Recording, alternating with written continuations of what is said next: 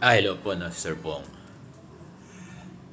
Maraming nag-comment dun sa karanasan ng guro, no? Yung experience ng guro na garnish siya. Pero sumulat daw siya, nag-appeal siya sa kanilang SDS na kung po pwede na yung kanyang mga benepisyo ay ano na lang, kukuhanin na lang niya dun sa sa kanilang disbursing officer sa division office. At pinayagan daw siya. So hindi ko na lang babanggitin kung anong division, no? Pero mukha namang hindi siya nanloloko eh. Talagang sinasabi niya na happy siya kasi daw yung mga benepisyo nila ay pinapayagan daw siya ng kanilang SDS na kuhanin over the counter. Alam nyo, posible, no? Posible.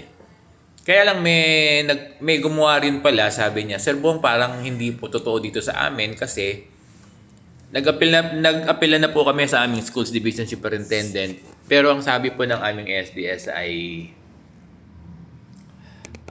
hindi raw po papayagan ng COA. Ang tanong ko bakit hindi papayagan ng COA kasi ang COA naman ay tinitingnan kung paano nagasta, kung paano naubos yung pera, no?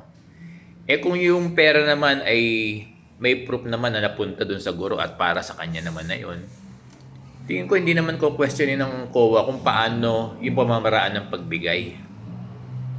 Kasi yung pamamaraan ng pagbigay, 'di ba? Ang gumawa naman ng policy na 'yan ay DepEd at DBM na through ATM, no, yung ADA na tinatawag, auto debit arrangement. Pero kung tingin ko naman, hindi ko questionin ng COA kung ibigay man ito ng over the counter ng ating mga disbursing officer. Pananaw lang ni Sir Bong. Kasi ganito raw yung reason ng SDS. Kaya daw, ginawa na raw nila na i-request sa kanilang SDS na garnish daw sila na baka po pwede na ibigay na lang sa kanila ng cash yung kanilang benepisyo at wag nang padaanin sa ATM. So hindi raw sila pinayagan ng kanilang SDS dahil hindi raw papayag yung COA. Pero ito naman, taliwas naman ito, no? Sa experience ng guro na pinost natin, na pinayagan naman siya ng SDS niya, no? Hindi ko na lang babanggitin kung anong division. Basta pinayagan daw siya. Ako ang pananaw ko, no? Ang tingin ko, ang COA naman, tinitingnan kung paano naubos yung pera, hindi ba?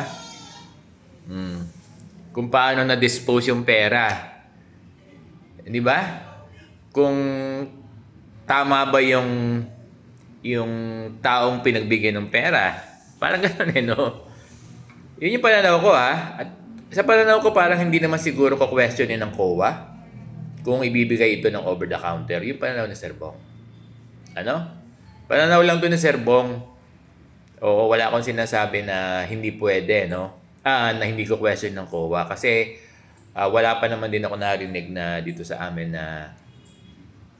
na yung ganong concern ay kino-question ng COA, no? Ganun lang.